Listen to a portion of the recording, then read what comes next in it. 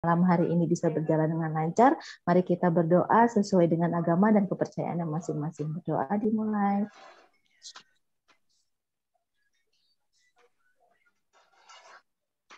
Berdoa selesai. Baik, teman-teman semua sudah mengerjakan pretest kan ya? Sudah, Ibu. Sudah, Ibu. Ibu. Baik, kalau kayak gitu. Untuk mempersingkat waktu dan layar kami serahkan kepada Ibu Kumala. Silakan Ibu. Oke, terima kasih Pak Putri. Assalamualaikum warahmatullahi wabarakatuh. Selamat malam. Salam sejahtera untuk kita semua. Nah, hari ini kita akan melanjutkan yang kemarin. Semoga semuanya sehat dan nanti kalau ada pertanyaan nggak usah menunggu saya sampai selesai, tapi boleh dipotong. Ya, ini agak banyak hitung-hitungannya dan mulai ada angka-angka, tapi sebetulnya acuannya itu jelas. Ya. Jadi saya akan share screen.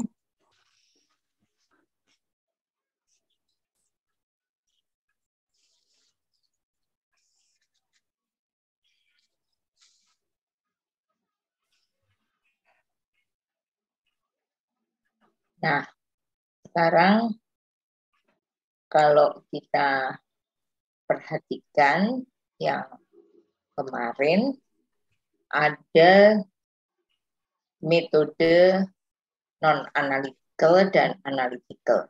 Nah, yang non-analytical itu kemarin sudah kita selesaikan dan sekarang kita akan membahas tentang metode analytical, yaitu metode point factor. Nah, ini sedikit lebih complicated, tetapi ini lebih logik, lebih rasional karena diikuti atau ditolong, dibantu, disupport dengan angka-angka.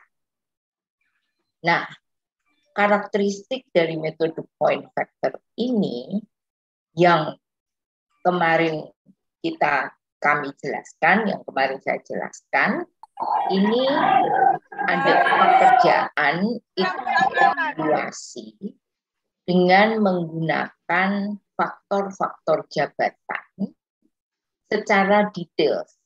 Nah, kalau di non-analytical itu juga sebetulnya kita evaluasi menggunakan faktor-faktor jabatan, tetapi ini kita lihat dari sisi yang mudah observable aja, yang mudah kelihatan, yang sangat superficial.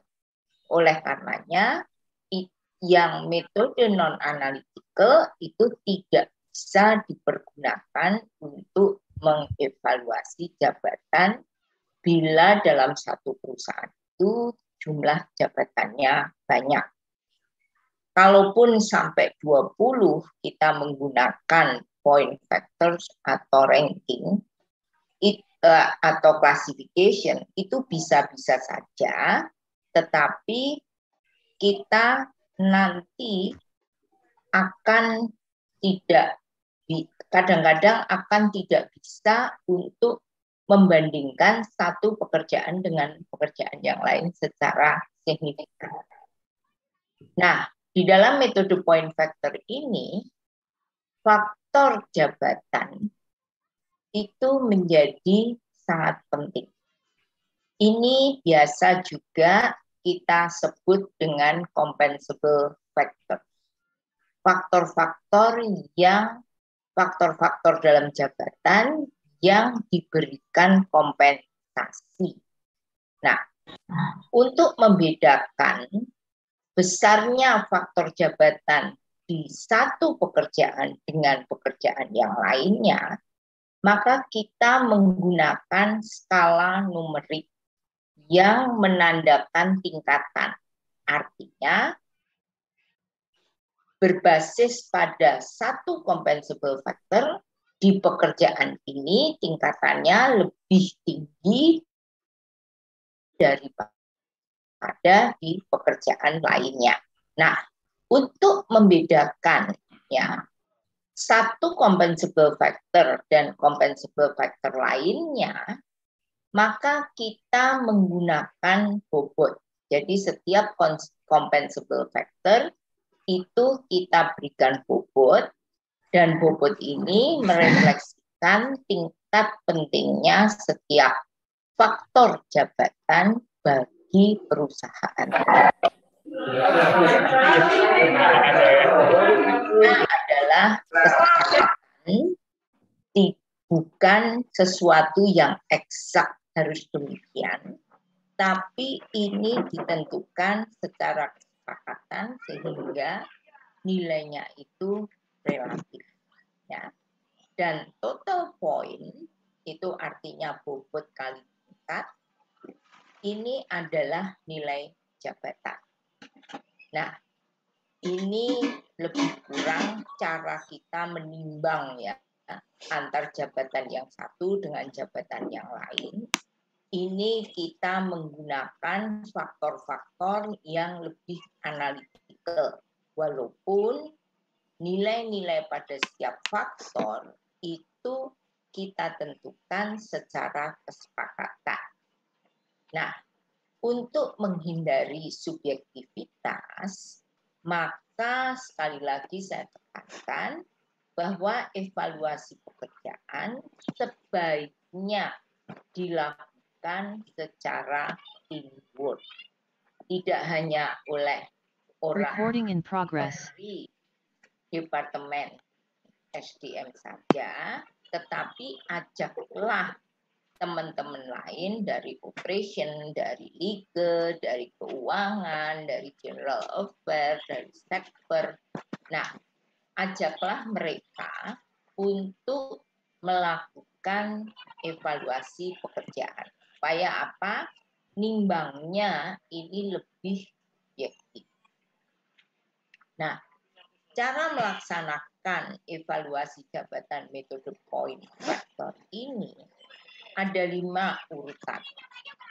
Urutan yang pertama sama dengan kalau kita menggunakan metode ranking dan classification. Menyusun daftar jabatan. Ini selalu dilakukan yang pertama. Jabatan-jabatan apa saja yang akan kita evaluasi. Jabatan-jabatan apa saja yang akan kita berikan grading di perusahaan tersebut.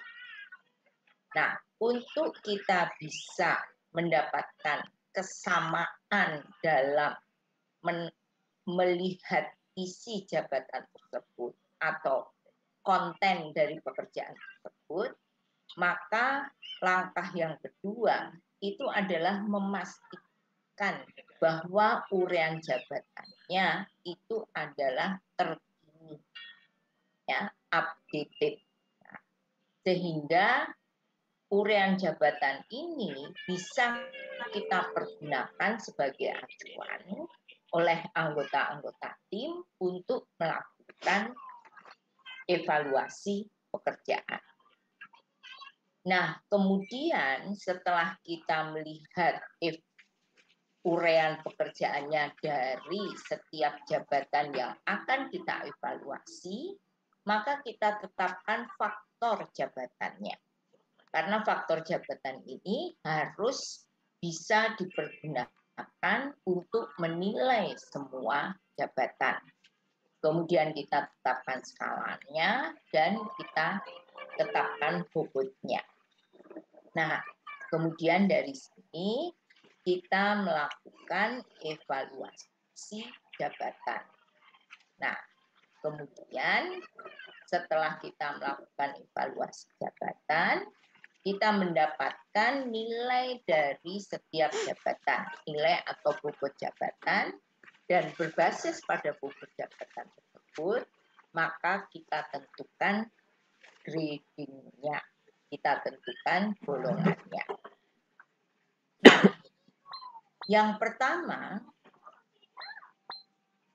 yang harus kita lakukan adalah menyusun daftar jabatan.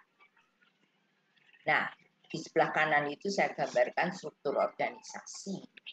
Karena di sini saya ingin mengingatkan bahwa tidak terkecuali semua jabatan harus kita daftar. Ya. Semua jabatan harus dan gue lagi ke situ. Waduh. Nah, misalnya demikian. Ya, ini ada satu contoh di sebuah supermarket. Ini adalah daftar jabatannya. Ya, kita lihat di sini ada 31 orang dan semua punya jabatan. Nah, cara itu adalah cara yang paling mudah. Kita punya 31 orang, kita list jabatannya saja. Kita daftar, kita buat list jabatannya. Karena yang akan kita evaluasi bukan orangnya, tapi yang akan kita evaluasi adalah jabatannya. Jadi penting untuk kita membuat daftar jabatan. Selain dengan struktur organisasi, maka cara yang mudah untuk kita bisa mengetahui jabatan apa saja yang ada di organisasi kita, itu adalah dengan mengidentifikasi setiap orang itu jabatannya apa. Setelah itu, nama orang kita tutup. Ya, ada yang bocor ya. Baru terakhirnya mau lagu Setelah itu, nama orang kita tutup. Maka kita tinggal punya nama jabatan. Ya, kita tinggal punya nama jabatan dan kita lihat di sini ada kemungkinan bahwa office boy itu ada 2. Ada kemungkinan kalau perusahaannya besar, office boy bahkan sampai belasan. Satpam juga begitu. Dan kita lihat ini di organisasi sebuah supermarket. Di sini ada office boy 2, ada satpam 2, ada staf administrasi logistik, staf administrasi minimarket juga ada 2, supir, kasir minimarket ada 2, mungkin ini shift ya. Kemudian staf administrasi pembelian, staf logistik, staf umum, staf IT, staf marketing, promosi, staf SDM, asisten minimarket ini juga ada 2, staf akunting ada 1, kemudian supervisor IT, supervisor pembelian, kepala marketing, kepala minimarket ini juga ada 2, kepala logistik, kepala SDM umum, ada staf akunting dan IT serta GM. Nah, semua jabatan harus kita daftar. Nah, kemudian kita kelompokkan pekerjaan-pekerjaan tersebut. Ya, office boy, kasir gitu ya. Sebenarnya memang karyawannya jumlahnya 31 dengan jabatan 31 ini. Tapi sebenarnya jumlah pekerjaan yang ada di minimarket itu hanya 24. Karena office boy ada 2. Tapi kan nama pekerjaannya hanya 1. Pekerjaannya sama. Kenapa 2? Karena mungkin minimarket ini bukanya 24 jam. Sehingga harus ada shift. Ada yang jaga siang, ada yang jaga malam. Nah, ada punya 2 office boy, 2 satpam. Tapi ini sebetulnya hanya 1 pekerjaan saja. Jadi ini kita kemudian kita kelompok-kelompokkan pekerjaan yang sama. Kemudian kita lihat sebenarnya di organisasi ini jumlah jabatannya itu ada berapa. Nah, ini ternyata ada 24. Nah, kemudian kita pastikan pekerjaan isi atau urean jabatannya itu apa saja di masing-masing jabatan tadi. Ya, apa sih sebetulnya isi pekerjaannya? Nah, ini kita pastikan jabatannya, kita pastikan urean pekerjaannya supaya kita tahu persis tanggung jawab pekerjaan dari sopir itu apa, tanggung jawab pekerjaan dari kasir minimarket itu apa, tanggung jawab pekerjaan dari GM itu apa, tanggung jawab dari pekerjaan staf akuntan itu apa. Ini harus kita pastikan, dan berbekal pada urean pekerjaan ini, maka kita akan melakukan evaluasi pekerjaan dan dilakukan secara tim untuk bisa meningkatkan objektivitas dalam evaluasi. Nah, setelah itu komplit, kita masuk ke langkah yang ketiga, yaitu menetapkan faktor jabatan. Nah, faktor jabatan ini apa? Ini ada penjelasannya di sini. Ini adalah karakteristik di dalam jabatan yang dinilai atau dihargai atau penting bagi organisasi yang mendukung terlaksananya strategi untuk mencapai sasaran. Jadi karakteristik dalam jabatan itu adalah hal-hal, faktor-faktor yang dinilai, dihargai, yang penting bagi organisasi, dan ini sebetulnya melekat pada setiap pekerjaan.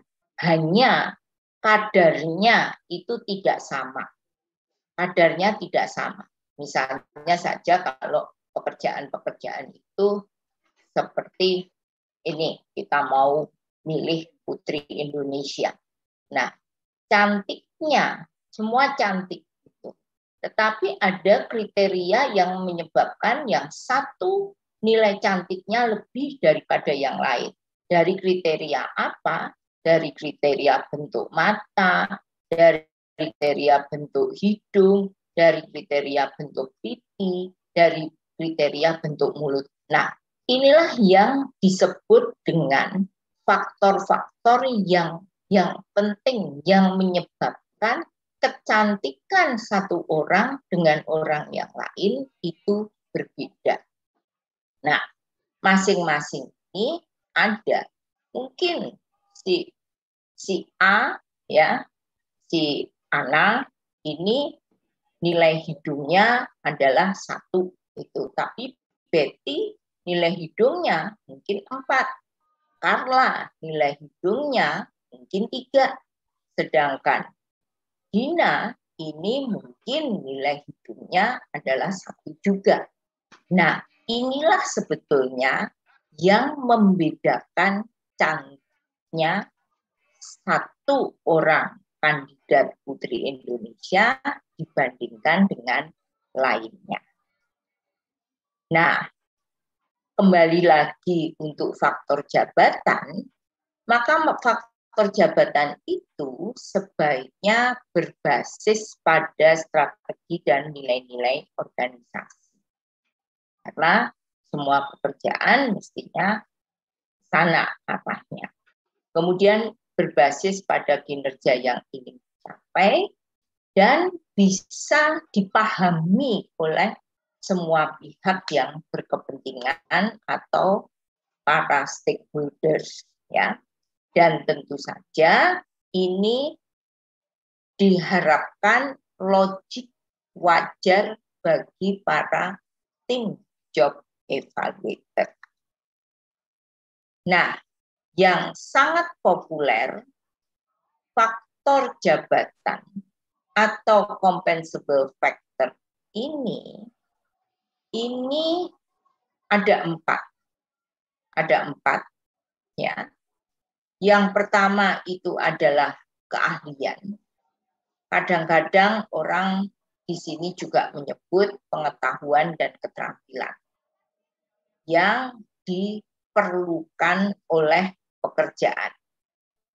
Kemudian yang kedua itu upaya, effort pekerjaan untuk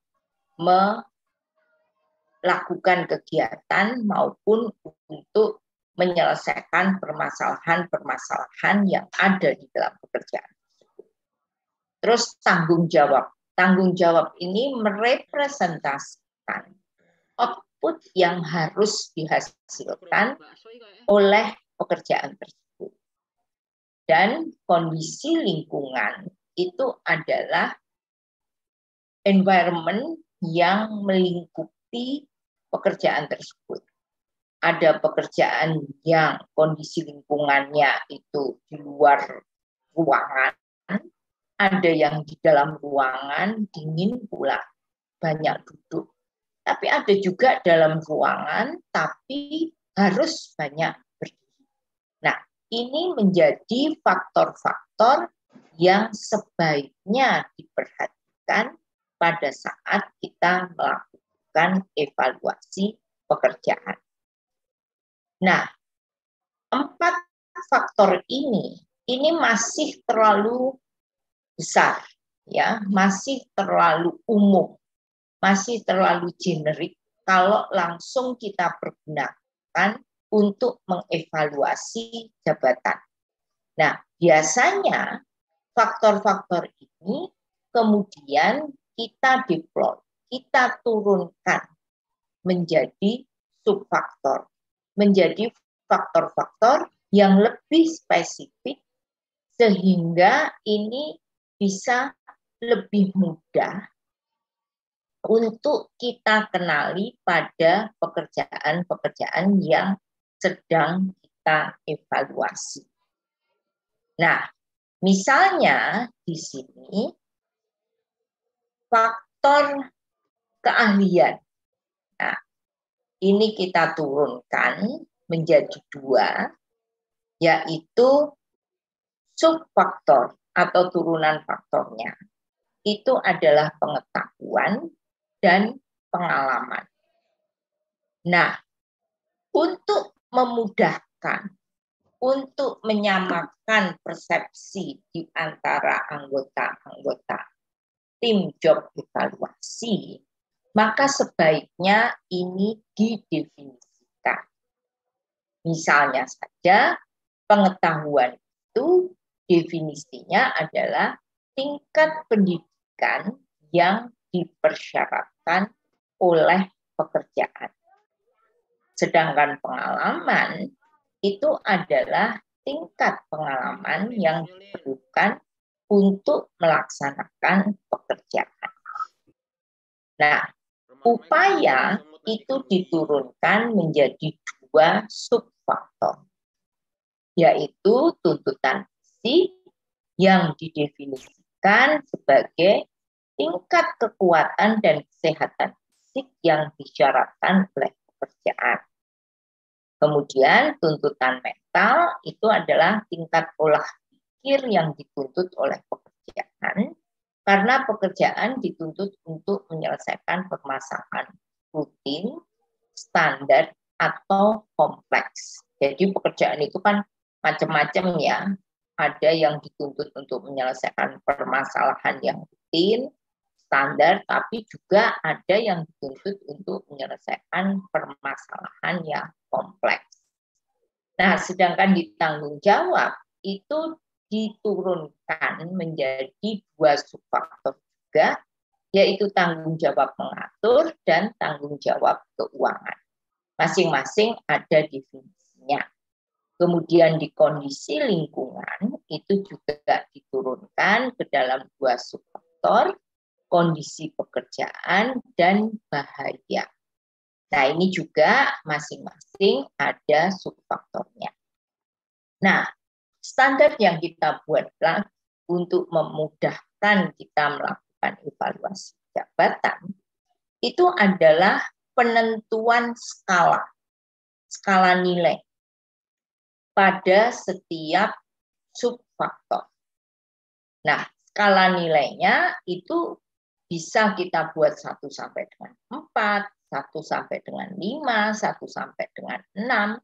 Ini biasanya itu kita pertimbangkan dari besarnya organisasi. Itu juga menjadi pertimbangan. Terus kemudian hierarki dalam organisasi itu seperti apa? Itu juga menjadi pertimbangan dalam membuat skala.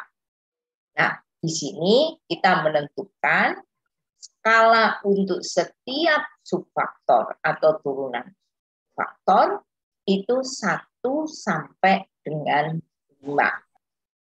Nah, kapan kita melakukan evaluasi bahwa satu pekerjaan untuk pengetahuan itu skalanya adalah 1, maka kita juga sebaiknya membuat ketentuannya. Jadi di sini ini akan menjadi acuan untuk kita melakukan evaluasi jabatan. Nah, contohnya pengetahuan. Skala 1 deskripsinya adalah bila pekerjaan itu cukup dilaksanakan oleh pekerja tingkat pendidikan SMP. Atau bila pekerjaan tersebut mensyaratkan tingkat pendidikannya adalah cukup SMP saja. Nah, maka itu 1. Tapi kalau pekerjaan tersebut menuntut tingkat pendidikannya S1, maka skala pekerjaan tersebut harusnya adalah 4. Nah, demikian pula dengan pengalaman. Pengalaman juga kita berikan skala 1 sampai dengan 5. Dan untuk memudahkan dalam melakukan evaluasi pekerjaan, maka masing-masing skala kita buat deskripsinya. 1 adalah tanpa pengalaman. Maksudnya, apabila pekerjaan tersebut mensyaratkan nggak usah pakai pengalaman. Tanpa pengalaman, pekerjaan ini juga bisa dijalankan. Maka skalanya adalah 1. Kalau pekerjaan tersebut menuntut terampil dengan pengalaman 2 sampai dengan 4 tahun, maka nilainya atau skalanya akan 3. Nah, demikian pula untuk yang effort atau tuntutan. Tuntutan fisik dan tuntutan mental juga demikian. Dibuat skalanya 1 sampai dengan 5 dan kemudian masing-masing dideskripsikan.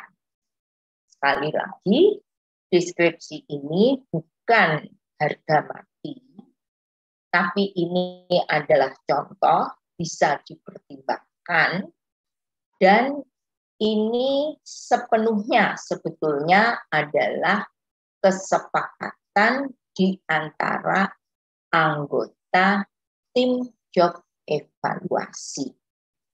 Nah, ini juga contoh dan ini dikemas secara baik dalam Peraturan Menteri Nomor 1 Tahun 2017. Anda juga bisa melihat di sana. Nah, yang lainnya untuk faktor tanggung jawab yang diturunkan menjadi tanggung jawab pengatur dan tanggung jawab keuangan, ini juga diberikan skala 1 sampai dengan 5 dan masing-masing juga ada deskripsinya. Ya. Kalau tanggung jawab keuangan bagi satu pekerjaan itu adalah menyusun anggaran, maka nilainya adalah 2. Karena menyusun anggaran itu berada di skala 2. Demikian juga untuk faktor jabatan yang terakhir, yaitu terkait dengan lingkungan, ini ada kondisi pekerjaan dan ada bahaya. Bahaya itu adalah risiko-risiko yang ada pada satu pekerjaan. Nah, ini juga diberikan skala masing-masing 1 sampai dengan 5, dan masing-masing sebaiknya dibuat deskripsinya untuk memudahkan proses kesepakatan dalam job evaluasi. Nah, mungkin sampai di sini terlebih dahulu. Ada pertanyaan? Silakan teman-teman, bagi yang mau bertanya mungkin bisa raise hand atau menulis chat. Nanti saya akan bantu untuk membacakannya ke Ibu.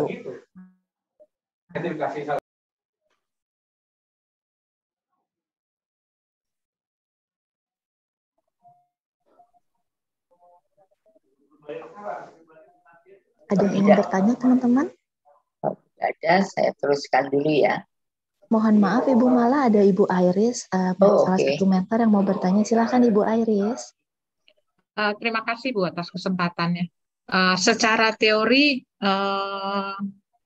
memang bisa dipahami ya dari penjelasan Ibu. Cuman dalam prakteknya Bu, karena kita harus berkumpul dengan beberapa orang untuk menentukan job value itu, biasanya ada tarik-menarik yang cukup kuat karena setiap divisi, setiap jabatan itu ingin memposisikan dirinya dengan grade yang tinggi gitu. Nah, pertanyaan saya bagaimana Ibu tips apa yang Ibu bisa berikan untuk mengatasi hal-hal tersebut? Karena buat saya pertarungannya pasti adanya di situ gitu, bukannya di pemahaman teorinya gitu. Betul, betul Bu. Dan itu biasa kita alami, gitu ya. Sehingga memang di sini itu betul-betul job description itu menjadi salah satu acuan untuk kita bisa mencapai kesepakatan yang baik, ya. Nah, di dalam tim job evaluasi itu memang kita memilih anggota timnya itu juga tidak asal memilih. Biasanya saya kalau sedang melaksanakan seperti itu, membantu klien saya melaksanakan, saya menetapkan kriteria-kriteria untuk menjadi tim job evaluasi. Karena di situ syarat yang pertama itu bahwa yang anggota tersebut itu memahami seluruh pekerjaan di organisasi itu. Dan dia memahami bagaimana pekerjaan itu muncul dari sisi proses bisnisnya. Itu penting. Ya. Nah, terus kemudian juga kita akan memilih, ya ini pasti ya apapun ya, karakter itu ya. Karakter yang jangan mau menang sendiri, tapi juga jangan ya saya ikut aja gitu.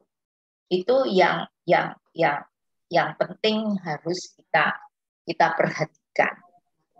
Nah, terus kemudian saya juga seringkali itu melibatkan beberapa orang dalam tim job evaluasi itu yang bisa memberikan wawasan yang lebih helikopter view. Sehingga dia bisa menjelaskan secara baik kaitan antara pekerjaan ini dengan pekerjaan ini dengan pekerjaan ini dari sisi rangkaian proses bisnis dan tanggung jawab dari setiap pekerjaan itu, inputnya apa, prosesnya apa, outputnya apa. Itu Bu. Biasanya kita harus sampai ke dalam seperti itu. Terima kasih, Bu. Ya. Ada lagi teman-teman yang mau bertanya, silakan raise hand.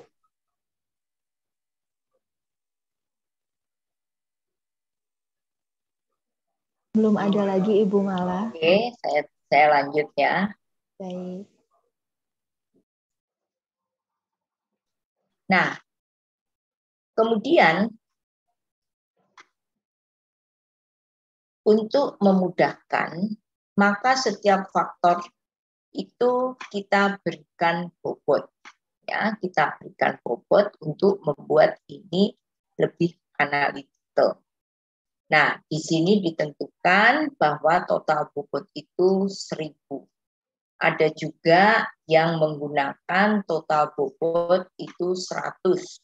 Tapi ada juga yang tidak menggunakan patokan ini. Sehingga bobot itu ditentukan dengan cara lain. Ya. Bisa dengan pair comparison juga bisa. Itu juga yang sering saya lakukan. Saya menetapkan bobot dengan pair comparison. Nah, kemudian kita tentukan di sini dari 4 faktor ini mana yang bobotnya itu paling besar. Mana yang bobotnya paling besar. Mana yang mempunyai arti sangat besar bagi organisasi. Ternyata ini adalah di tanggung jawab. Jadi tanggung jawab ini ditetapkan nilainya terlebih dahulu, kemudian kita cari, biasanya kalau saya cari yang tertinggi, kemudian yang terendah. 2 itu kita pegang, nah kemudian baru yang lain itu diantaranya itu yang mana. Jadi kalau kita lihat di sini yang faktor tertinggi itu apa, kemudian faktor yang terendah apa, baru kemudian ditentukan di antara keahlian dan upaya ini mana yang lebih tinggi. Dan ternyata di sini ini ditentukan 1000. Nah, ini juga judgement yang sangat harus dilandasi dengan objektivitas yang tinggi. Dari sisi kita bisa melihat helikopter view.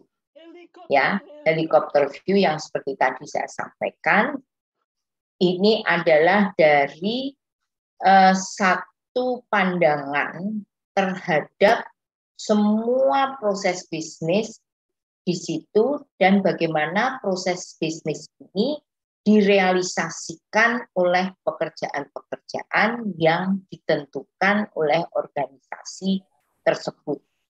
Nah, ini harus melibatkan demikian.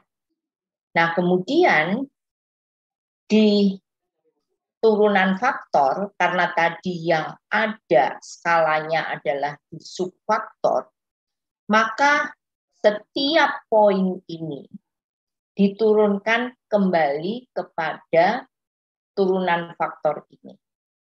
Nah, sehingga di sini ini ada angka-angkanya.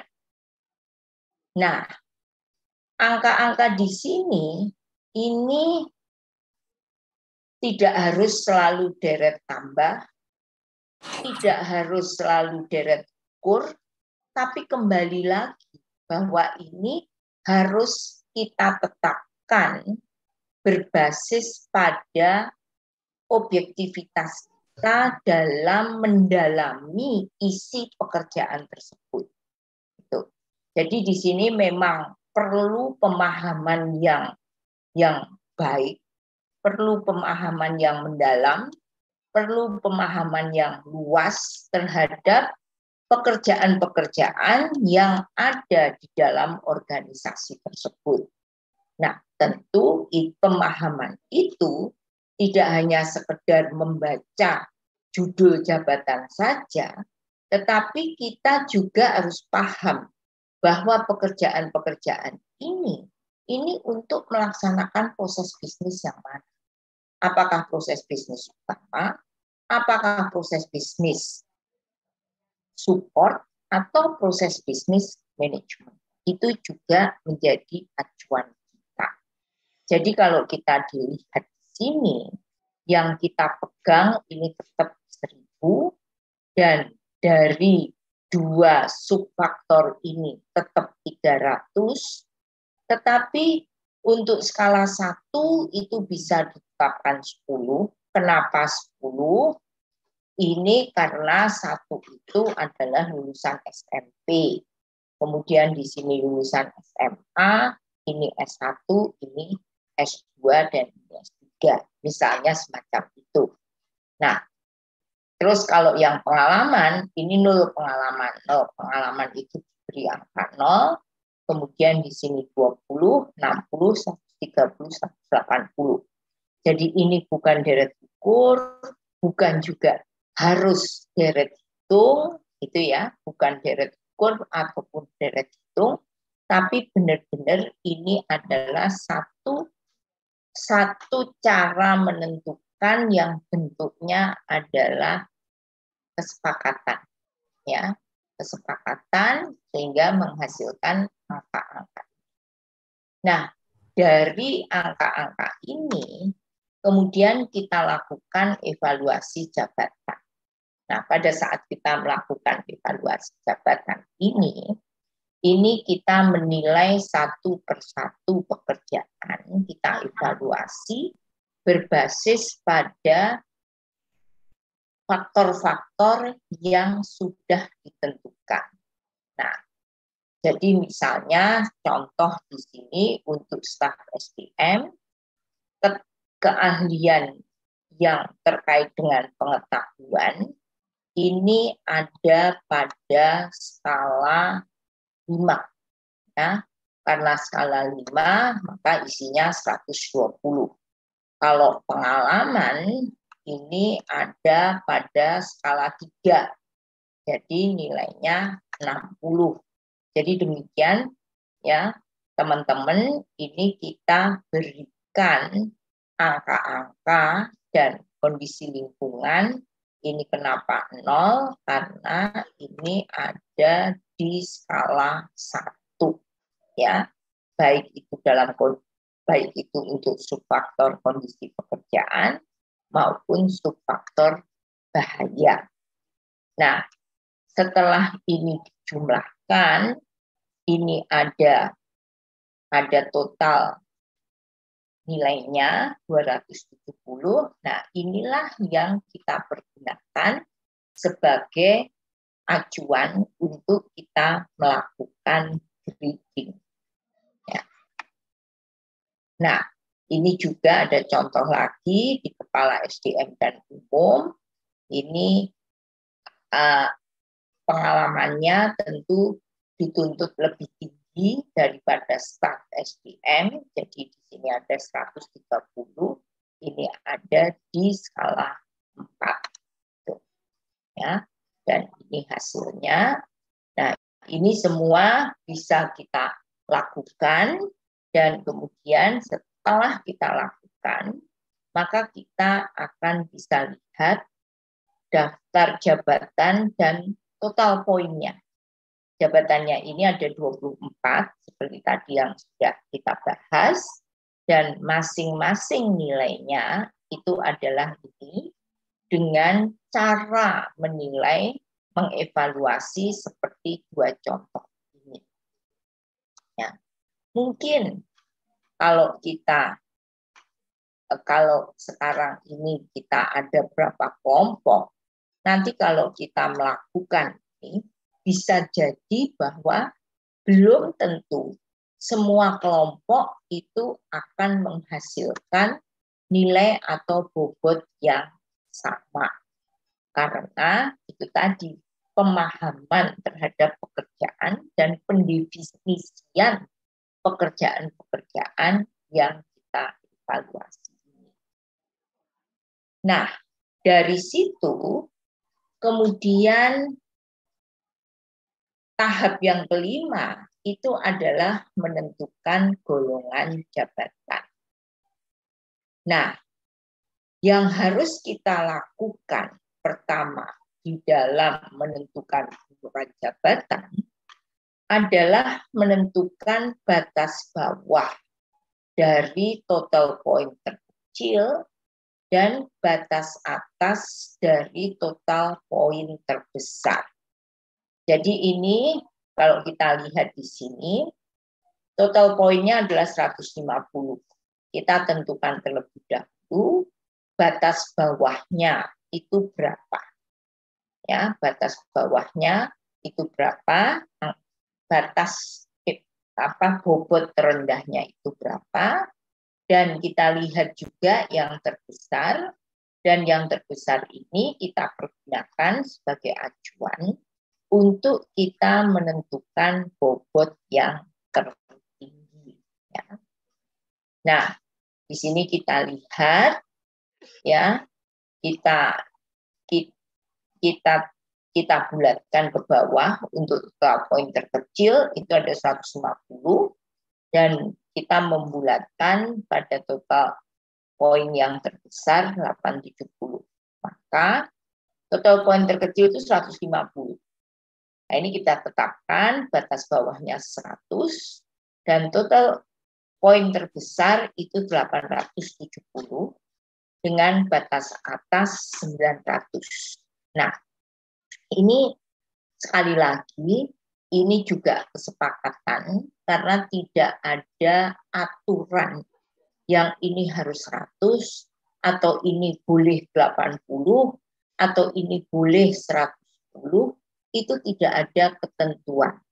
Tapi sepenuhnya ini adalah kesepakatan dan yang harus kita ingat itu adalah bahwa kalau ada pekerjaan-pekerjaan yang mirip dengan yang total nilainya besar, mirip GM, tapi nggak beda-beda jauh, mungkin lebih besar sedikit tanggung jawabnya. Nah, itu mungkin masih ada di sekitar 870 gitu.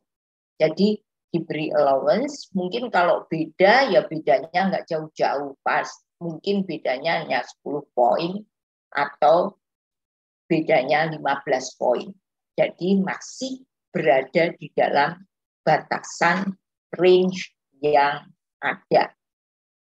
Nah, kemudian dari sini kalau kita sudah memberikan atau mengeluarkan atau menyepakati batas bawah dan batas atas, maka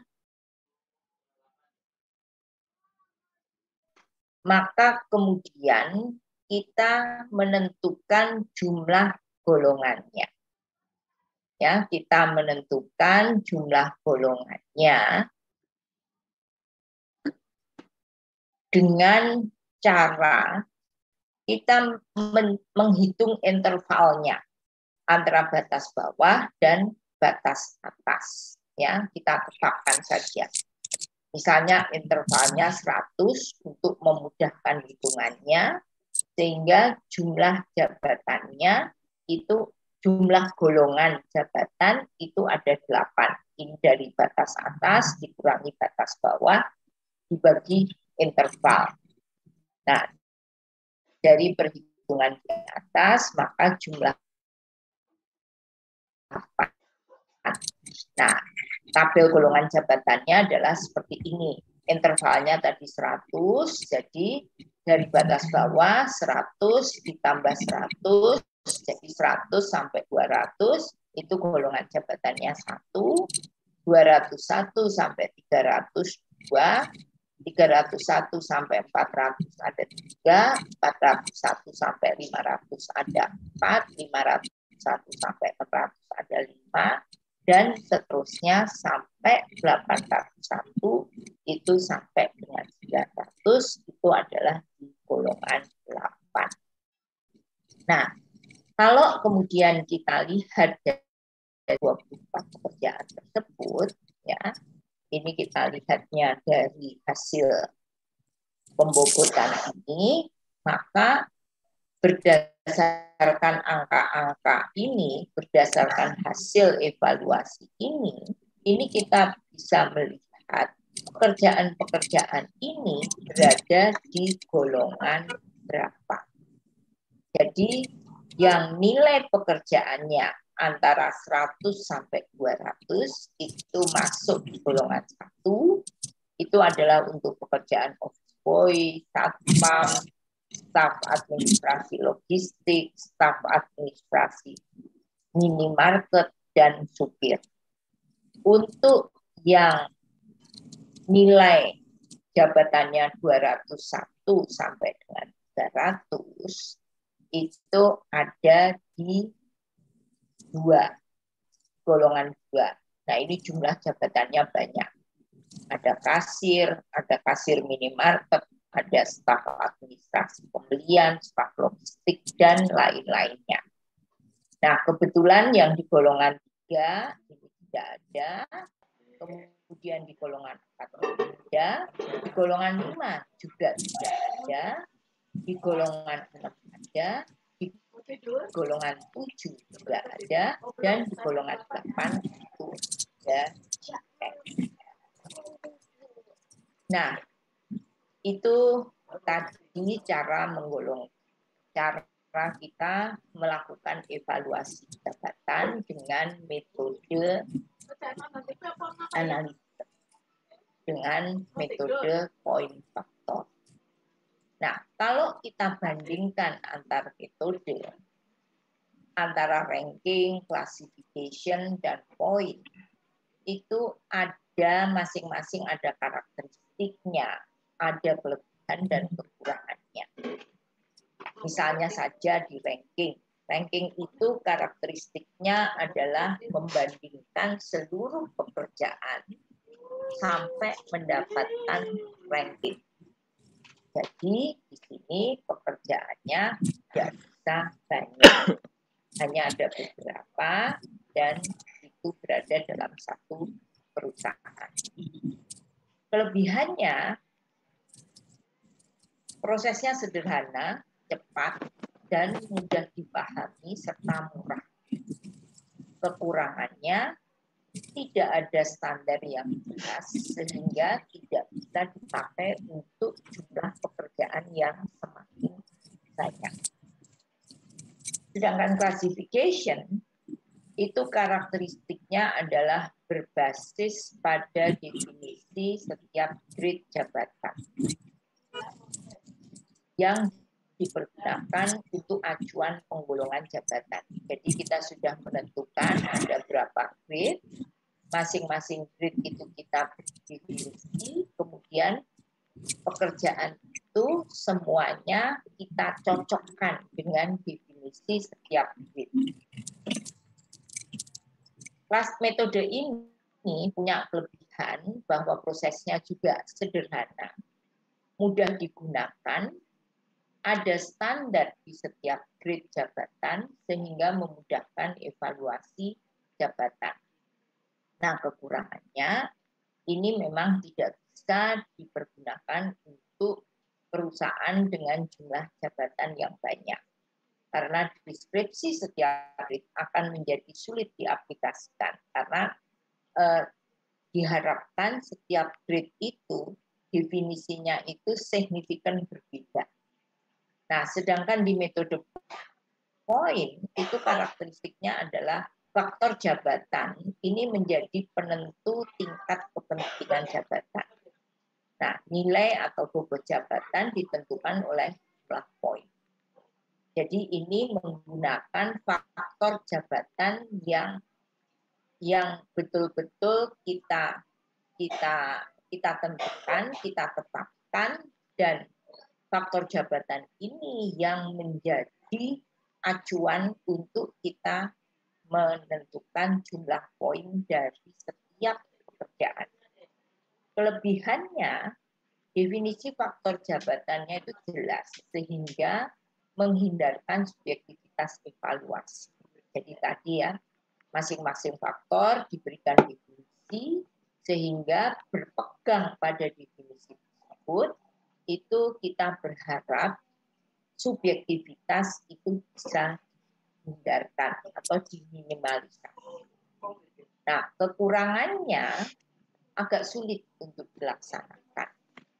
Nah, di sini seperti tadi yang ditengarai oleh Bu Iris, bahwa subjektivitas itu mungkin akan terjadi pada proses penentuan bobot.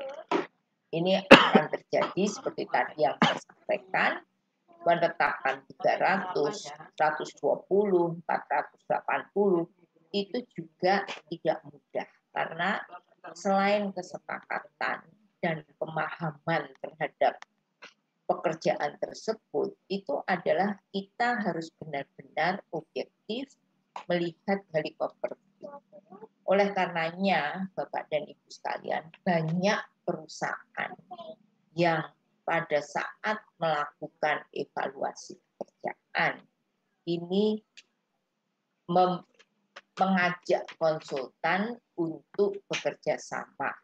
Nah, ini juga salah satu benefitnya, karena biasanya konsultan itu melihatnya secara objektif, memandang sama terhadap setiap pekerjaan.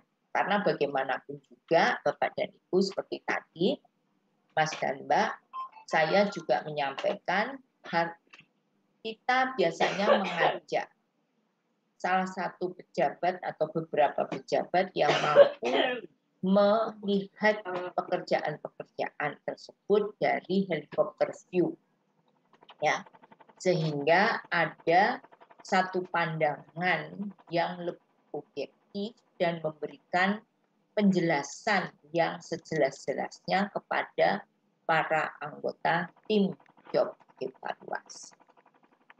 Sampai di sini ada diskusi.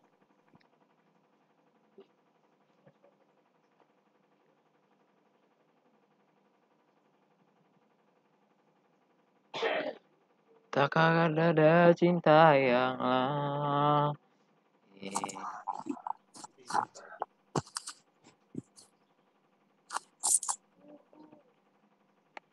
Ini memang teknis sekali, tapi menarik sebetulnya, dan caranya itu sebetulnya banyak sekali. Bagaimana kita membuat angka-angka itu lebih objektif, itu sebetulnya juga ada caranya, dan banyak caranya, tapi sayangnya kita hanya punya waktu 4 jam untuk menjelaskan semuanya. Baik Ibu Mala, ada Ibu Iris, Ibu di sini yang sudah raise. Ya, silakan Ibu Iris. Tanya lagi nggak apa-apa ya Bu ya? Ya nggak apa-apa Bu, silakan. Ini diskusi kok Bu.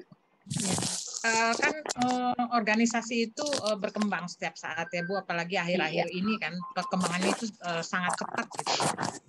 Bagaimana ketika ada job enlargement atau ada terjadi perkembangan organisasi sehingga tumbuh job-job baru gitu. Bagaimana Bu untuk hal tersebut? Terima kasih.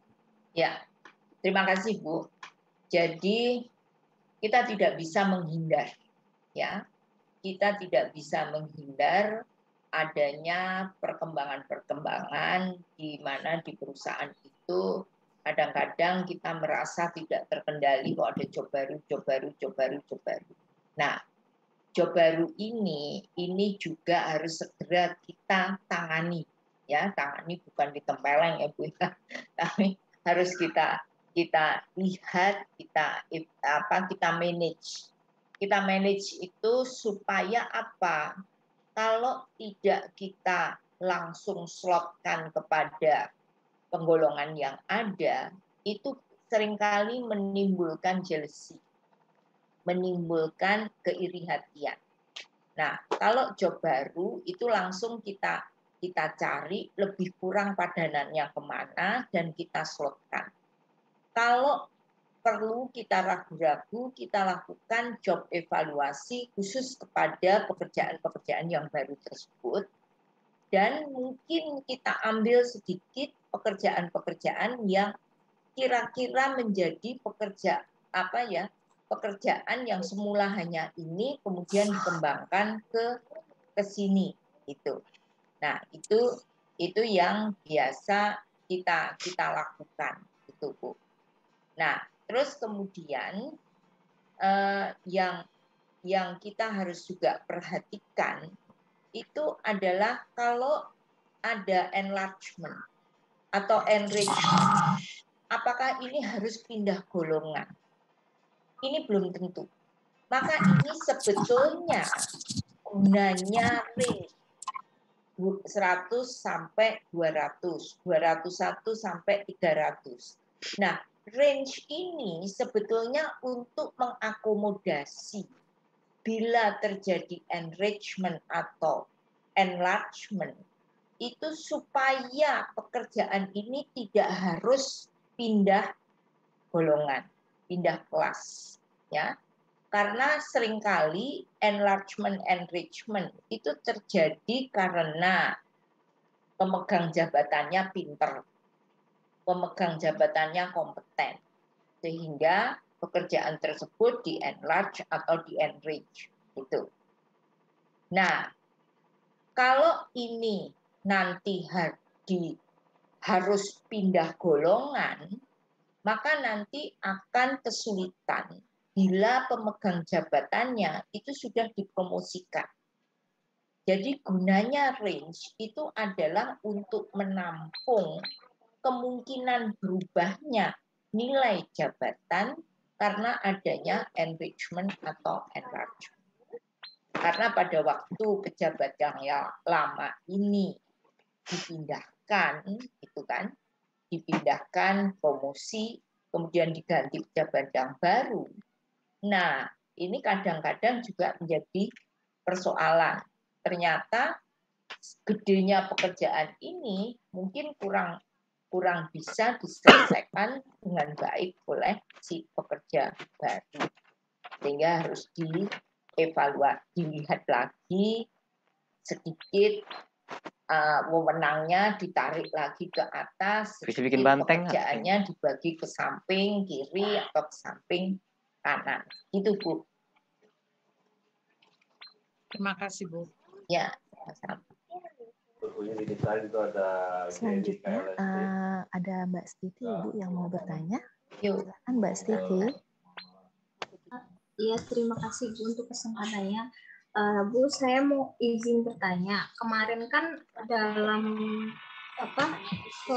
yang materi kemarin itu kan ada gaji pokok, gaji non gaji sama benefit dan insentif. Nah, itu yang faktor-faktor yang tadi kayak poin kayak jabatan itu mempengaruhi nggak ya Bu, kayak siapa-siapa saja yang berhak mendapatkan seperti benefit sama insentif. Dan untuk biasanya kan ada non gaji, itu kan ada tunjangan hari raya. Apakah semua karyawan berhak mendapatkannya atau hanya segelintir karyawan saja Bu? Oke, saya jelaskan dari sisi kenapa organisasi itu harus berlaku adil bagi semua karyawan. Karena begini, setiap karyawan yang ada di dalam organisasi adalah kontributor kinerja bagi organisasi tersebut. Sehingga semua karyawan itu harus mendapatkan yang standar. Artinya yang standar untuk pekerjaannya itu belum tentu sama ya, tapi mendapat sesuatu yang adil. Kalau satu orang mendapat gaji, semuanya dapat gaji. Kalau satu orang mendapat tunjangan, semuanya harusnya mendapat tunjangan, walaupun mungkin tunjangannya itu kecil atau nilainya 0 ya. Kalau satu dapat bonus karena performance-nya, maka ini juga yang lain juga berpotensi. Nah, tapi untuk mendapatkan itu harus kita atur. Nah, biasanya saya itu mengaturnya itu adalah demikian. Jadi kalau di sini ini ada faktor upah. Nah, ini adalah upah pokok. Nah, ini semua dapat, gitu ya. Semua dapat itu basisnya adalah golongannya. Nah, terus kemudian di sini ini ada tunjangan. Nah, tunjangan itu bisa merupakan tunjangan makan, tunjangan transport, tunjangan jabatan, tunjangan hari raya. Nah, itu kita atur. Kalau tunjangan hari raya, itu semua harus. Karena ini diatur oleh undang-undang. Semua harus dapat. Ya, kalau dia bekerja lama, itu dapat 1 kali gaji. Tapi kalau dia baru 1 bulan atau 3 bulan, itu adalah 1/12 kali gajinya dia. Atau 3/12 atau 2/12. Itu ada aturannya. Nah, sekarang tunjangan jabatan. Siapa yang mendapatkan tunjangan jabatan? Yang mendapatkan tunjangan jabatan hanyalah pimpinan unit kerja. Karena pimpinan unit kerja ini bertanggung jawab harus melit, ya, harus memimpin sejumlah orang. Maka kepadanya diberikan tunjangan jabatan. Boleh, ya.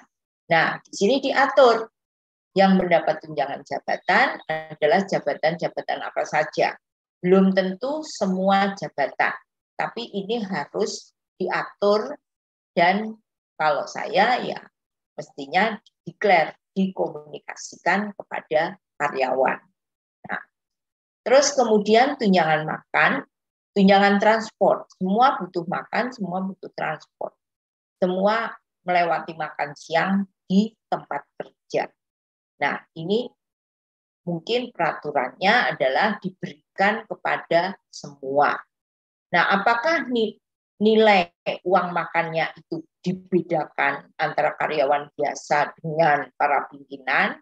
Nah, ini terserah dari kantor. Kalau saya sih tidak pernah membedakan, karena ya sebanyak-banyaknya kita makan seberapa sih, dan kita sama, kita sesekali makan bersama, ini akan mempererat bonding antara pimpinan dan karyawan. Uang transport. Nah, kalau transport ini seringkali saya membedakan karena kepentingan tanggung jawab jabatan itu berbeda-beda. Jadi ada staff, ada supervisor, ada manajer, ini ada frekuensi mobilisasi yang berbeda-beda. Nah, sehingga berbasis itu bisa dibedakan antar pekerjaan. Nah, terus kemudian komponen yang ketiga, itu adalah yang kita sebut dengan bonus. Nah, bonus ini nilainya berapa? Ini sangat tergantung pada performance itu. Ya, apakah ini harus satu kali gaji atau 2 kali gaji atau setengah gaji atau 10 kali gaji, itu bisa berubah-berubah setiap waktu karena sangat tergantung kinerja.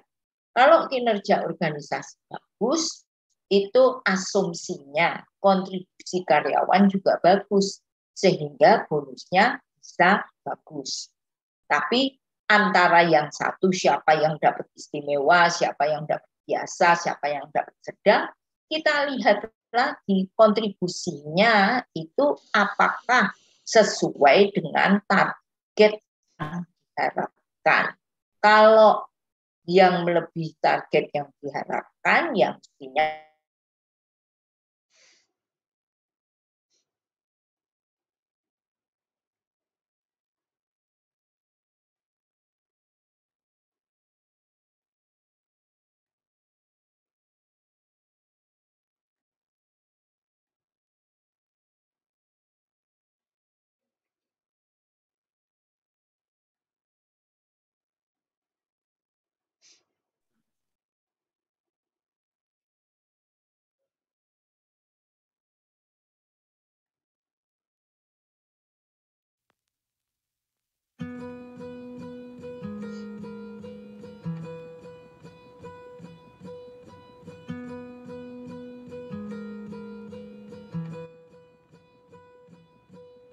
You don't care like you used to. You don't want me. Bu Mala kelihatannya terpental, Teh Putri. Iya, Pak Ais, sepertinya Bu Mala terpental. Mungkin kita tunggu dulu. Saya nanti coba WhatsApp beliau lagi.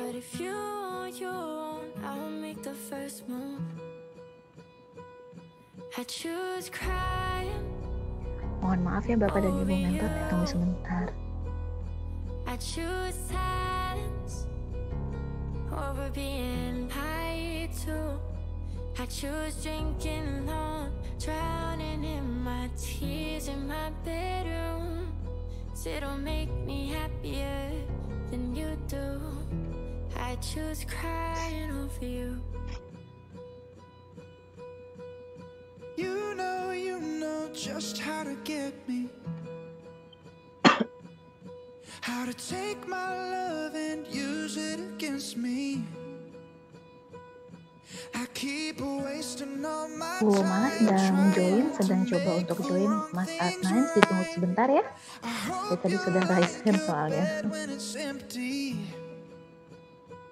Cause I choose crying over you. I choose silence over being lied to. I choose drinking alone, drowning in my tears in my bedroom. Cause it'll make me happier than you do. I choose crying over you.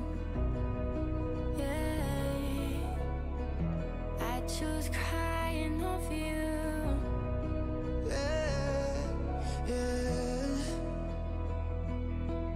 The truth is, I'll only get over you if I choose crying over you. I choose Maaf. silence. Maaf, saya kebental.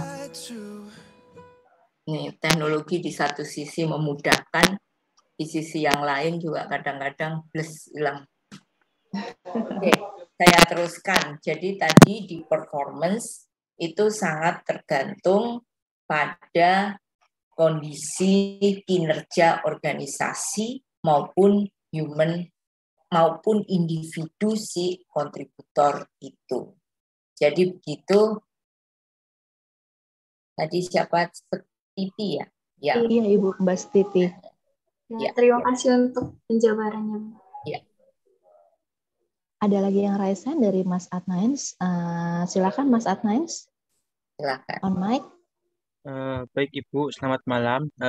Nama saya Adnains Isa Fatwa Mawardi dari Universitas Muhammadiyah Jakarta. Saya memiliki beberapa pertanyaan Ibu. Ya. Yang pertama itu, apakah sistem grading tentang jabatan ini di organisasi sektor publik kayak PNS itu sama ya Ibu dengan sektor swasta? Lalu yang kedua itu mengenai freelance Ibu. Misalkan kadang ada perusahaan yang membutuhkan freelance kan Bu. Nah itu bagaimana ya Bu sistem grading jabatannya? Ya. Lalu yang ketiga itu jika kita kan sebagai staf SDM kan akan ikut menggrading jabatan kita sendiri kan Bu untuk gaji kita. Lalu bagaimana ya Bu? Misalkan kita itu loh Bu, kayak tersembat pemikiran untuk over value gitu Bu. Ya. Apa yang harus kita lakukan? Lalu yang keempat itu Ibu, sekarang kan saya baca di artikel itu Ibu, startup itu selalu over value Ibu, overpaid dalam menggaji karyawannya itu. Lalu itu bagaimana Ibu? Apakah seburuk itukah sistem remunerasi di startup? Terima kasih.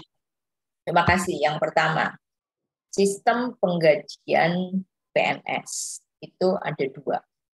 Yang pertama itu adalah untuk menentukan gaji pokoknya. Itu berbasis pada grading. Sebetulnya grading terhadap kompetensi, ya. Grading terhadap kompetensi, tapi kompetensi ini lebih banyak difokuskan dari pendidikan dan pengalaman bekerjanya. Sehingga pada saat masuk itu berbasis pada lulusan S1, S2 atau S3, terus kemudian dari pengalamannya, artinya dia bertambah 2 tahun, maka dia akan naik skala gajinya. Bertambah lagi, dia akan naik skala gajinya. Nah, ini adalah untuk menentukan gaji pokoknya. Nah, saat ini itu ada dikembangkan karena kita melihat bahwa tanggung jawab pekerjaan itu harus diperhitungkan. Karena ada sama-sama lulusan S1, tapi dia memegang pekerjaan yang mungkin job value-nya itu berbeda. Nah, ini sebaiknya diberikan sesuatu yang juga berbeda. Gitu. Nah, berbasis kepada nilai pekerjaannya itu, maka di sistem PNS sekarang itu dipergunakan untuk memberikan tunjangan kinerja. Jadi tunjangan kinerja yang diberikan setiap bulan kepada PNS itu basisnya adalah job value. Jadi basisnya adalah grading dari pekerjaan yang dilaksanakan. Itu yang jawaban yang pertama. Terus yang kedua, itu mengenai pekerja freelance. Nah, pekerja freelance itu biasanya, itu kita melihatnya, kalau saya menggunakan pekerja freelance, itu saya melihat dari tanggung jawab pekerjaan yang dia lakukan. Tanggung jawabnya apa? Input dari pekerjaan tersebut butuh input apa, prosesnya di situ seperti apa, kemudian output dari pekerjaan itu apa. Sebetulnya intinya sama itu. Jadi di situ saya lihat padanannya itu si pekerja freelance itu melakukan pekerjaan yang di golongan berapa. Nah, dari situ kemudian saya akan melihat pengalamannya dia, akan melihat pendidikannya dia juga menjadi pertimbangan, dan kompetensi dari si freelancer itu. Nah, baru dari situ kita tentukan berapa rupiah gajinya. Nah, untuk freelance ini memang ada unsur beda di dalam kita menyikapi biaya di organisasi. Kalau untuk gaji karyawan tetap, itu kan harus kita keluarkan setiap bulan. Nah, itu biasanya kita masukkan kepada unsur biaya tetap. Tapi kalau untuk freelance, ini kan biasanya kita hanya membutuhkan tenaga dan pikirannya serta waktunya untuk waktu tertentu, pekerjaan tertentu saja, dan itu biasanya kita poskan di dalam operational cost yang langsung itu tidak kita perhitungkan di dalam fixed cost kita. Itu ya. Terus kemudian yang berikutnya, yang ketiga, kalau ini naik itu orang SDM terus harus melakukan job value dari pekerjaannya sendiri, ya kita harus nyontoin dong, kita juga harus objektif.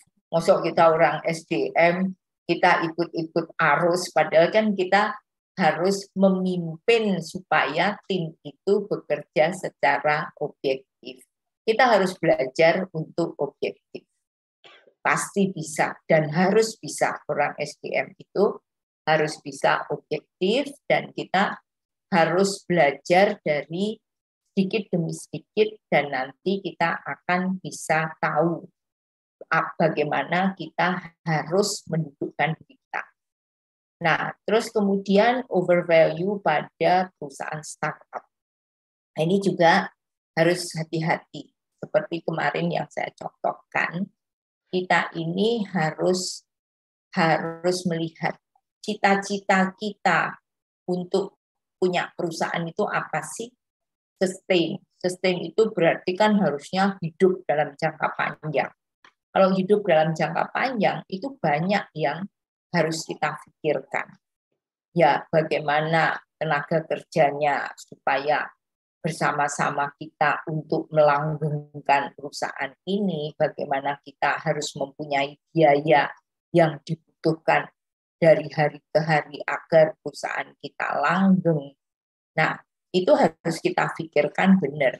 Tapi kalau kita sekarang bakar uang di awal, ya uang kita punya modal, tapi supaya segera kelihatan mentereng itu terus karyawannya kita bayar over gitu, ya itu berarti kita juga memperkeruh perusahaan kita sendiri. Kalau saya tetap harus bersikap hati-hati kalau kita mau sustain, bahwa kita itu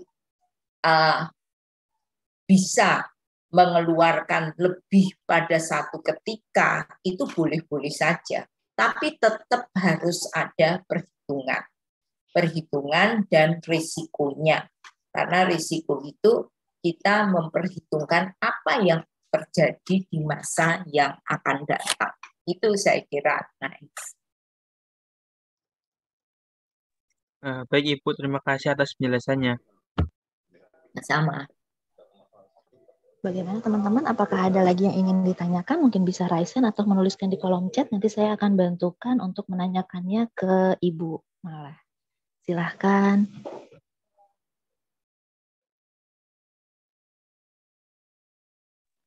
Oke, baik. Sudah ada dari Mas Vicky Arehan. Oh, Mas Vicky kenapa lower hand? Baik, ada ada Mas Rizky Ramada dulu ya, Mas Vicky ya. Silakan Mas Rizky untuk on mic. Baik, terima kasih Ibu Putri dan selamat malam Ibu Kumalah. Perkenalkan, nama saya Muhammad Rizky Ramadan dari Universitas Bina Sarana Informatika. Ya. Pertanyaan saya sebenarnya sih cukup sederhana mengenai evaluasi jabatan. Sebenarnya seberapa penting sih evaluasi jabatan itu untuk suatu perusahaan? Dan jika memang tidak dilakukan, apakah perusahaan tersebut akan mendapatkan dampak negatif? Terima kasih, Bu. Ya, terima kasih. Sebetulnya penting tidak pentingnya itu kembali kepada perusahaan. Ya. Karena ini adalah salah satu cara untuk kita bisa mengoptimalkan karakteristik balas jasa kepada karyawan. Balas jasa kepada karyawan itu kan kemarin yang saya sampaikan, yang pertama itu harus adil. Gimana sih ngatur keadilan? Adil banget itu yang punya hanya yang Maha Kuasa. Tapi selalu saya katakan, kita diberikan pengetahuan, kita diberikan keterampilan, kita diberikan hati, itu adalah untuk bersama-sama dengan teman-teman dalam organisasi untuk bisa memberikan balas jasa yang seadil-adilnya. Nah, untuk bisa seadil-adilnya ini banyak upaya yang harus kita lakukan. Yang pertama itu adalah evaluasi jabatan. Kita menimbang pekerjaan yang satu dengan pekerjaan yang lain. Ini bobotnya itu besar yang mana sih? Semua jabatan itu penting bagi organisasi. Karena kenapa? Ngapain jabatan itu ada di organisasi kalau tidak penting bagi organisasi? Jadi semua jabatan itu selalu saya menyampaikan penting. Nggak ada pekerjaan yang di perusahaan ini yang nggak penting. Satpam, sopir, resepsionis, office boy. Kenapa ada di organisasi ini? Penting. Karena kalau kantor tidak terjaga, tiba-tiba besok paginya ada barang yang hilang, siapa yang akan menerima akibat kita? Kita tidak ada supir, padahal ada barang yang penting harus segera sampai. Misalnya semacam. Semua penting gitu. Tapi berapa sih yang harus kita berikan kepada supir, office boy, satpam, manajer SDM, manajer keuangan, staf akuntansi, staf logistik, berapa? Nah, untuk menuju faktor adil yang pertama itu adalah kita timbang masing-masing pekerjaan ini. Beratnya itu seberapa. Yang beratnya hampir sama, kita kelompokkan dalam satu golongan. Yang beratnya hampir sama, kita kelompokkan dalam satu golongan. Yang beratnya hampir sama, kita kelompokkan dalam satu golongan. Itu satu maknanya. Nah, cara menggolongkannya itu bermacam-macam. Ya, kalau perusahaannya sederhana, jumlah pekerjaannya sedikit dan banyak, dan satu pekerjaan dengan yang lainnya itu sangat berbeda, ya kita tinggal menggunakan helikopter view kita. Nah, pekerjaan ini timbangannya paling besar, ini yang kedua, ini yang ketiga, yang keempat, dan seterusnya. Tapi kalau pekerjaannya itu banyak, maka ya dengan melalui evaluasi pekerjaan yang ada. Nah, terus kemudian yang kedua, kalau kita sudah dapat timbangannya, maka berapa yang harus kita berikan kepada mereka? Ya kita lihat di pasar itu seperti apa. Karena apa? Kita juga ingin karyawan kita jangan keluar masuk. Supaya kita bisa mempertahankan karyawan kita, maka kita juga jangan kebangetan memberikannya. Kebangetan lebih sedikit dari pasar atau kebangetan lebih besar dari pasar, sesudah itu perusahaan kita tutup. Nah, itu harus kita timbang, kita lihat untuk pekerjaan akuntan di pasar itu seperti apa, dan itulah yang kemudian kita pergunakan sebagai pertimbangan. Nah, akibatnya apa kalau di perusahaan itu nggak ada semacam itu? Ya mungkin akan timbul keresahan kepada karyawan, karena saya juga sering kadang-kadang menemukan bahwa gaji itu hanya ditentukan oleh satu orang saja, mungkin yang punya perusahaan. Lama-lama itu makin banyak karyawannya yang punya perusahaan juga lupa dasar dulu memberikan pekerjaan pada si Udin itu apa, sekarang datang Amir itu saya tentukan dengan apa, datang lagi Badu dengan apa. Nah, itu lama-lama akan menyebabkan keresahan bagi karyawan. Jadi, untuk memudahkan kita semua, kan kita bekerja juga inginnya happy ya. Maka kita sebaiknya punya sistem yang teratur di organisasi. Itu Mas Ramadan. Ya. Oke, baik Bu, kalau gitu penjelasannya mudah dimengerti buat saya. Terima kasih Bu. Ya. Mas Vicky. Ya, silakan Mas Vicky, on mic. Tes, apakah suara saya terdengar? Ya, Mas. Ya, baik Bu, selamat malam. Terima kasih atas penjelasannya Bu Kumala dan Bu Putri kesempatannya. Saya Vicky Aramputra dari Universitas Muhammadiyah Profesor Dr. Hamka, izin bertanya Bu, mengenai ada sebuah kasus di mana seorang calon karyawan itu sedang diinterview dan dia bergelar S2 dan memiliki skill yang sangat berkompeten di bidang yang di-apply. Namun di pihak HRD, apakah itu boleh diperkenankan untuk loncat ke tingkat golongan jabatan yang lebih atas atau dari awal dulu gitu? Tergantung ya. Kalau saya saat ini, karena saya menggunakan kompetensi sebagai basis, maka pendidikan itu sebagai prasyarat awal untuk saya melihat kompetensi. Tapi saya adalah orang yang selalu mengatakan kepada perusahaan yang menjadi klien saya maupun perusahaan yang saya kelola, itu sebisa mungkin jangan melompatkan jabatan. Jangan melompatkan golongan. Ya, kasihan. Nanti kalau jatuh, nah malah dari atas kan makin, kalau luka ya makin parah lah ya lukanya. Gitu. Jadi kalaupun kita melihat dia sangat istimewa, sangat talented gitu ya, dan kita memperkirakan dia bisa melakukan pekerjaan yang jauh lebih besar, naikkan dulu ke golongan berikutnya, gitu ya. Naikkan dulu ke golongan berikutnya, kita lihat dia di situ seperti apa. Karena belum tentu pada saat dia di golongan ini, dia kelihatan bagus karena suasana lingkungannya itu mendukung. Begitu dia ditingkatkan, suasana pekerjaannya itu beda, dan itu ternyata tidak mendorong motivasi dia untuk membuat sesuatu yang optimal. Itu bisa terjadi. Jadi jangan langsung tiba-tiba di sini, tapi kalau dia harusnya ada di sini, tapi ini potensial, naikkan dulu ke sini, baru kemudian nanti ke sini. Gitu. Kayak dicoba dulu gitu loh.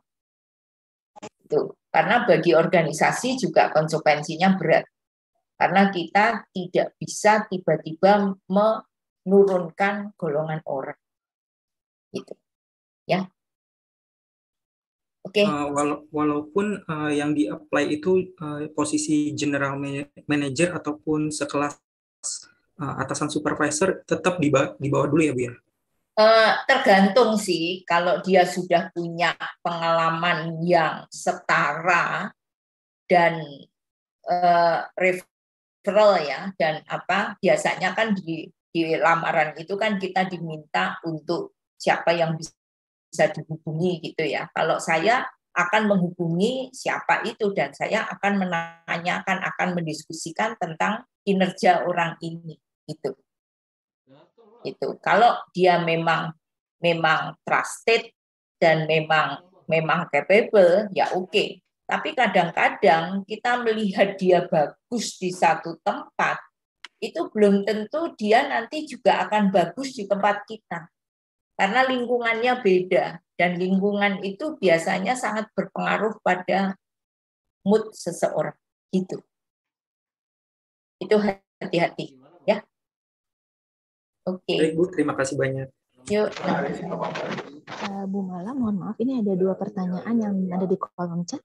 Boleh saya izin untuk membacakannya, Ibu? Oke. Ya, baik. Ini ada dari Mas Ivan Febriandika. Izin bertanya Ibu, untuk golongan pekerja mempengaruhi besarnya tunjangan. Baiknya golongan akan naik sesuai lama bekerja atau golongan akan menyesuaikan sebuah jabatan. Oke. Kalau basisnya jabatan seperti evaluasi jabatan ini, golongan pasti berubahnya. Itu karena jabatan yang diemban juga berubah. Nah, seseorang itu bisa berubah jabatan kalau dia bisa memenuhi kompetensi yang dituntut oleh jabatan yang akan datang, yang akan dia jabat gitu. Jadi kembali lagi basisnya adalah kemampuan diri, kemampuan kita untuk menduduki jabatan itu, dan karena jabatan yang baru itu pada kelas jabatan yang lebih tinggi, tentunya golongan kita itu naik. Jadi golongan jabatan itu adalah sebetulnya itu nempel di pekerjaan.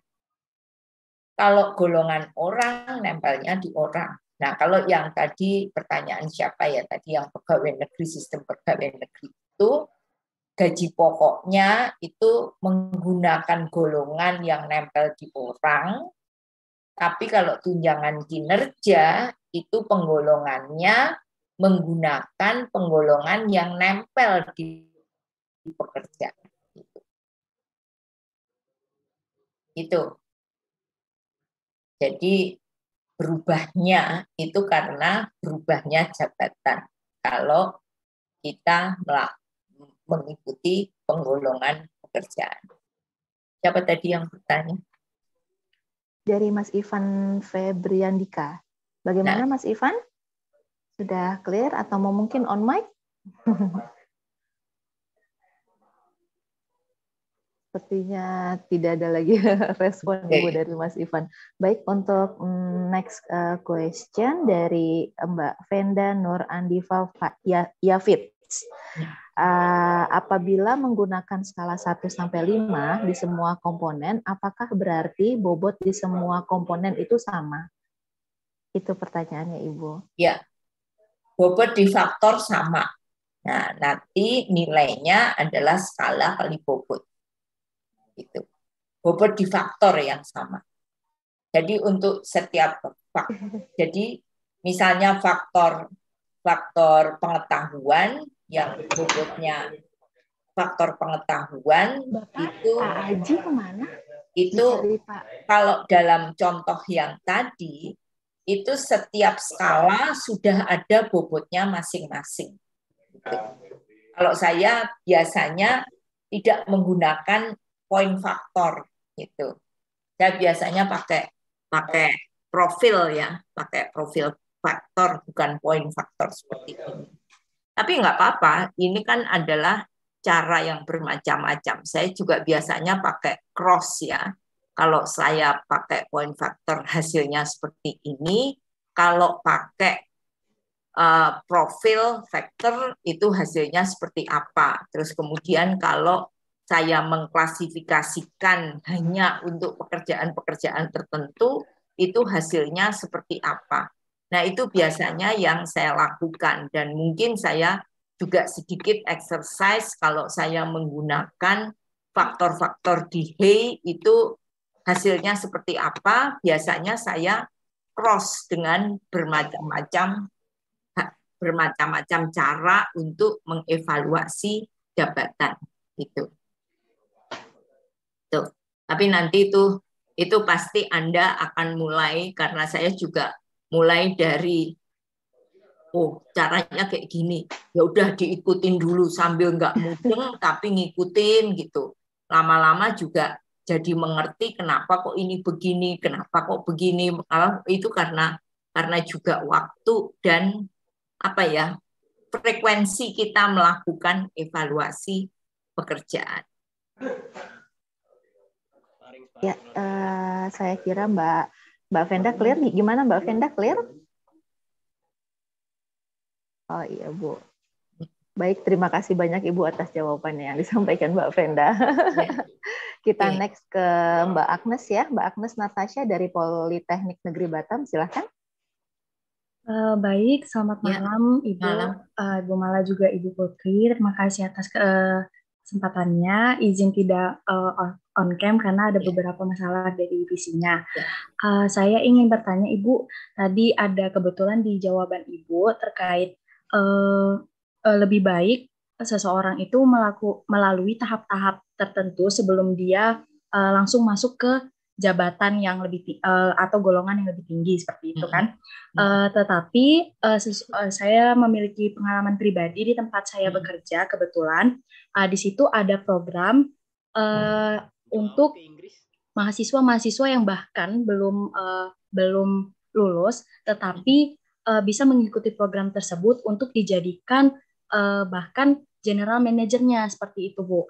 Nah, jadi yang saya ingin tanyakan itu apakah ada faktor-faktor khusus yang memang dinilai HRD dari hal yang seperti itu gitu, karena dari pengalaman saja tentu mereka belum ada pengalaman karena mereka juga belum lulus seperti itu Bu. Mungkin bisa dibantu jawabannya. Terima kasih. Ya, terima kasih. Kalau menurut saya sih kalau nggak ada pengalaman kalau jadi GM ya sangat risikonya tinggi ya kalau menurut saya. Tapi tadi saya pikir kalau mahasiswa mungkin mengikuti GM yang sudah ada itu belajar untuk dari the real pelaku ya, dari pelaku yang sesungguhnya, dan itu akan meningkatkan kompetensinya jauh lebih besar gitu loh. Jadi kita punya pengalaman. Tolong saya ditambah coba diperjelas tadi pertanyaannya. Benar gitu apa enggak tadi Agnes Natasha tadi yang ditanyakan? Iya Bu, pertanyaannya itu apakah ada faktor-faktor yang untuk sekelas GM misalnya itu apakah ada faktor khusus gitu yang harus dimiliki oleh seorang mahasiswa tadi yang kebetulan belum pernah punya pengalaman dalam bekerja, tetapi program ini tentu dibentuk atas dasar ada beberapa faktor yang harus dipenuhi sehingga menjadi BM gitu. Jadi general manager tadi. Jadi dia jadi GM gitu. Iya Bu, programnya ini memang dibuat khusus bekerja sama dengan beberapa universitas. Jadi anak-anak yang mahasiswa yang memiliki IPK tinggi lah, lebih seperti itu. IPK tinggi itu diajak untuk menjadi general manager di perusahaan ini gitu. Dan kebetulan perusahaan ini juga termasuk bertaraf internasional seperti itu, Bu. GM itu apa ininya? Kalau di tempat kapasitasnya, karena orang yang perusahaan menggunakan terminologi GM itu beda-beda. Oh ya. Ada GM itu adalah satu level di bawah Board of Director, ada juga yang menggunakan terminologi GM itu 2 level di bawah Board of Director gitu. Kalau ini GM itu di mana kalau struktur organisasinya? Kalau untuk GM yang dimaksud ini di setiap cabang itu kan ada ininya Bu, ada GM khususnya gitu. Maksudnya orang yang memiliki jabatan paling tinggi gitu di cabang. Jadi mahasiswanya dimasukkan ke cabang itu gitu. Nah, mungkin dia butuh GM banyak kali, jadi supaya mudah untuk mendapatkan GM yang bisa ditempatkan di mana-mana, ya dia ambil dari mahasiswa-mahasiswa yang IPK-nya tinggi. Nah, kalau mahasiswa IPK-nya tinggi kan juga, sorry itu saya kadang-kadang kan murah gitu ya. Itu mungkin saya nggak tahu persis latar belakangnya kenapa. Oh, berarti tidak ada faktor khusus yang harus dipenuhi untuk menjadi golongan tersebut ya, Bu? Ya kalau GM itu selevel dengan kepala cabang, ya harusnya dia mempunyai pengalaman di bidang tersebut, gitu kan? Harusnya. Soalnya kalau nggak punya pengalaman, bagaimana dia melit people, kemudian melit the business, juga dia harus melihat laporan keuangan, gitu kan? Saya tidak tahu persis apa latar belakang dari kebijakan perusahaan tersebut, gitu. Sorry ya, Agnes, mungkin nggak terlalu ini. Oke, baik, nggak apa-apa Ibu, terima kasih. Ya. Oke. Saya akan Bu Mala, izin satu penanya lagi dari Mas Aslian Salubis, boleh Ibu? Boleh, siapa? Ya, apakah faktor-faktor pada saat evaluasi dapat berubah atau bertambah? Karena kalau iya, pasti poin-poin yang sudah ada akan berubah, Bu. Dan apakah kita harus mengevaluasi ulang sebuah jabatan? Iya. Kalau terjadi reevaluasi, ya kebanyakan pasti akan menarik kiri kanan. Itu pasti akan demikian. Itu. Ya, Mas siapa tadi? Oke, saya teruskan sedikit ya. Masih ada sedikit lagi. Lah.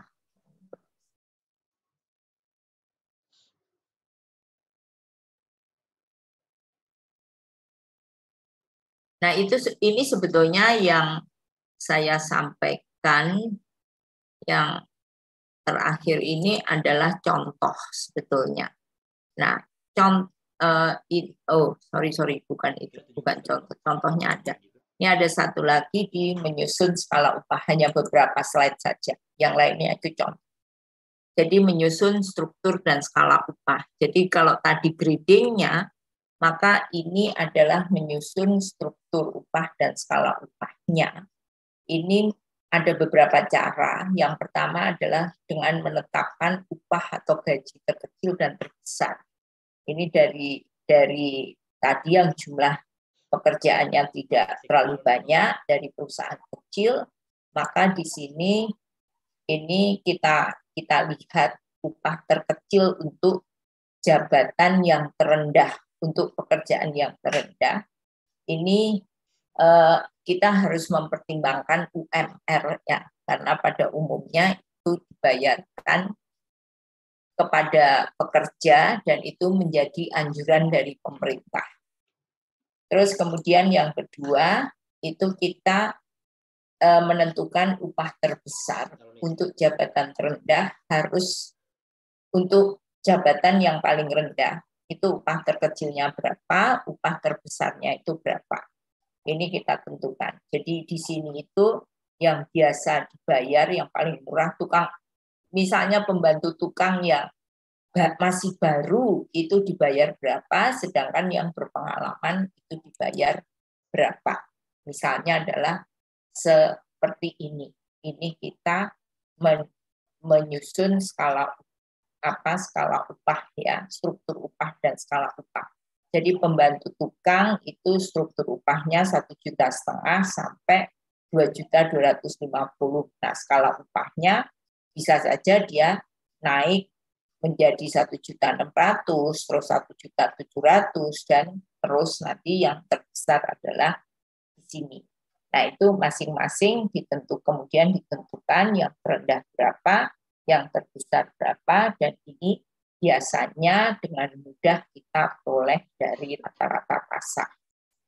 Nah, yang kedua itu adalah dengan menyatukan pekerjaan yang golongannya relatif sama. Jadi bisa saja ini kita banding itu, yang gajinya itu relatif sama. Kalau kita lihat di sini kan ini hanya beda 250, enggak terlalu besar. Adalah disatukan aja. Itu juga bisa. Ini hasilnya adalah seperti ini. Terus kemudian yang berikutnya itu yaitu dengan mengembangkan struktur upah. Ya, dengan melihat jumlah golongan. Jumlah golongannya, jadi golongannya itu sudah kita tetapkan. Ini ada 4 golongan, kemudian kita tentukan gaji terbesarnya berapa, gaji terkecilnya berapa, dan gaji tengahnya itu berapa. Nah, ini adalah yang disebut dengan struktur upah dan skala upah. Itu adalah untuk melihat kenaikan upah yang bisa diberikan. Nah, kemudian yang berikutnya itu adalah struktur upah dengan dua titik ya. Kita struktur upah dengan menggunakan metode 2 titik, yaitu dengan upah yang terkecil berapa, upah yang terbesar itu berapa. Ini kita tentukan dulu garis golongannya, kemudian ini kita jadikan midpoint, dan kemudian ini ada golongan-golongannya. Kemudian, nah ini seperti ini. Jadi yang rendah, terbesar, ini kita jadikan midpoint. Terus kemudian, nah bisa juga kita dengan gambar dulu. Ini garis kebijakannya.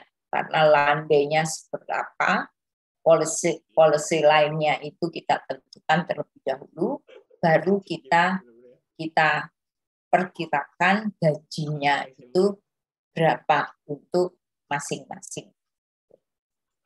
Ini berdasarkan pekerjaan-pekerjaan yang ada yang sudah kita golong-golongkan berbasis evaluasi pekerjaan.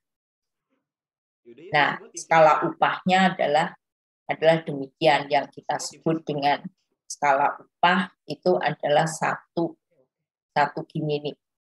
Ya. Kalau struktur itu adalah ini yang berbasis pada P-line atau garis tendensi. Kalau skala upah itu berada di dalam satu rentang gaji ini. Nah, satu rentang gaji ini ada Bisa rentangnya bisa 20 sampai 50%, bisa 50 sampai 90%, atau 90% sampai lebih dari 90%. Ini macam-macam. Ada juga yang di sini 100%, ini 200%, ada juga yang 100%, di sini 220%. Itu juga ada, dan biasanya ini sangat tergantung oleh organisasi dan kemampuan bayar organisasi dan bagaimana dipaksa untuk mendapatkan tenaga-tenaga yang betul-betul kompeten. Nah, ini adalah tabel rumus skala upah.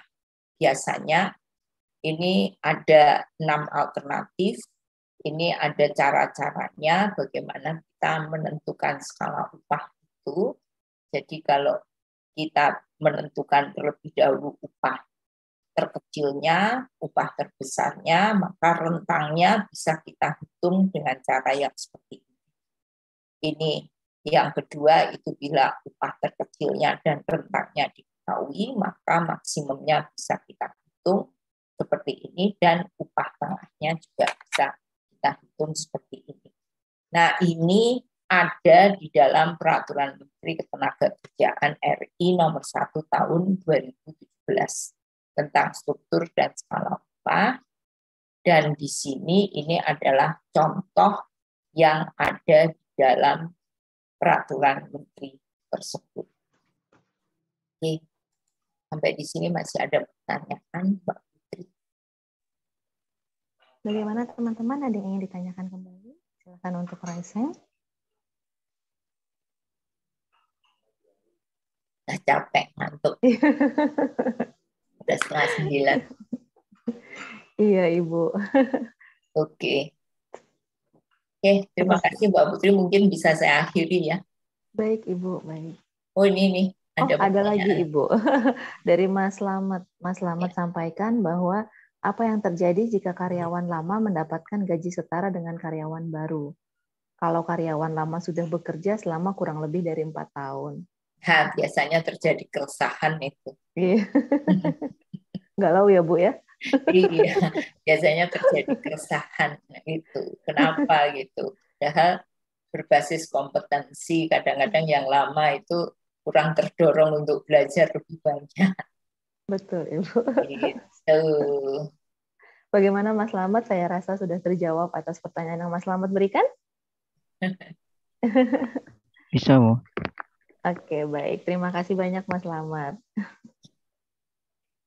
Oke, teman-teman, mungkin saya akhiri di sini dulu bincang-bincang kita pada malam hari ini. Mudah-mudahan nanti masih ada terkait dengan administrasi upah dan sebagainya.